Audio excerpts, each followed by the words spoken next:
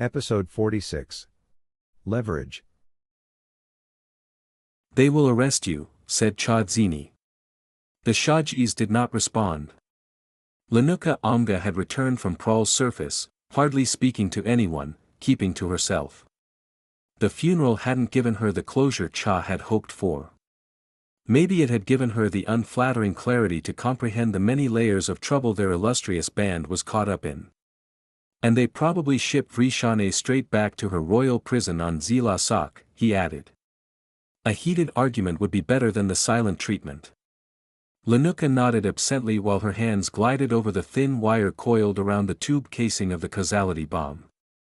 The Hikshure's cold storage held all 9 of the alien weapons they could retrieve from the Boehmer wreckage in the Prral system. The inner lining of the room snuffed out any sound from the surrounding ship, and with the reactor on standby, no hum, crew chat, no vibration, nothing alive distracted from the alien cylinders. The technological legacy of a people who destroyed galaxies. Cha turned to Tswa Sni Sni, hovering nearby. Are these safe to touch? Tswa Sni Sni had scanned the bombs with everything at the AI core's disposal. The devices are not interacting with the crates or floor panels they rest on, and there is no measurable surface stress due to the temperature differential between space and the ship's interior. I meant, is it safe for the Shajis to touch them? Forgive me if I was not clear, said the isonomy in the most motherly female voice. Despite our ability to handle them, the devices do not seem to further interact with anything in this reality. I am uncertain if Linuka's gesture even qualifies as touching. Cha didn't hate the intelligent machines like so many of the Enreid's talking humans out there. But he dreaded asking them questions, for every answer they gave, they created more riddles. It feels like touching my own hand, said Linuka. The temperature of my skin. The pressure I apply to what looks like the surface, perfectly matched. Linuka retracted her hand, turned to Cha, a content smile on her face, as if the basic human instinct to touch the unknown had filled the last gaps in understanding the incomprehensible weapons. You should try it, Commander. Marines learned early to treat every surface in a spaceship as hostile. Nothing was to be touched with bare hands. You never knew if a piece of metal hadn't been exposed to space just a few passes earlier. Freeze burns were the most common injury during basic training. The optical illusions during our intergalactic excursion fully satisfied my appetite for Boehmer weirdness, Shajis. Despite what Tswa Sni Sni determined, I'm not convinced that 1200-orbit-old salvaged ordnance can be safe. Be assured, said the AI core, the devices are inert. This is not the type of weapon prone to accidental discharge due to age or handling. I'll take your word for it, thought Cha. Actually, I don't. Shajis, if I can't talk you out of cozying up to these bombs, may I continue trying to talk you out of returning to the assembly world? You may, Commander, but get in line. Cha didn't understand. Everyone is trying to talk me out of it, said Linuka.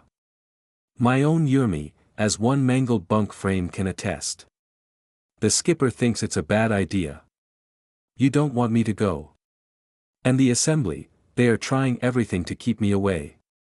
I thought the assembly lady who contacted you made good on her promise to have your father declared dead. She did. She was very convincing. But she's a front for the major drivers of galactic power. She was chosen to unsettle me, impress me, then lull me. They sent a copy of my mother's likeness to convince me I wasn't alone. That I had friends on Omek Cha. A fellow female, appalled by the atrocities committed by Lotnuk Rupti Masai. You're not alone, Shajis. Never were. She touched Cha's shoulder. That's not how I meant it. This Rege woman knew exactly what she was doing. She gave me what I wanted. But why? To keep me away from their center of intrigue and power. After this minor concession, they went back to fighting me every step of the way. The Shaji's hand still rested on Cha's shoulder. Was it part of how she navigated her world, the myriad of realities she had access to? She often talked about world lines and how they touched. Maybe it wasn't a metaphor, and touch was part of her watching the future. What looked to him like careless absent-mindedness could have been the Shahji's examining the past of the ancient Boehmer bomb. Or its future.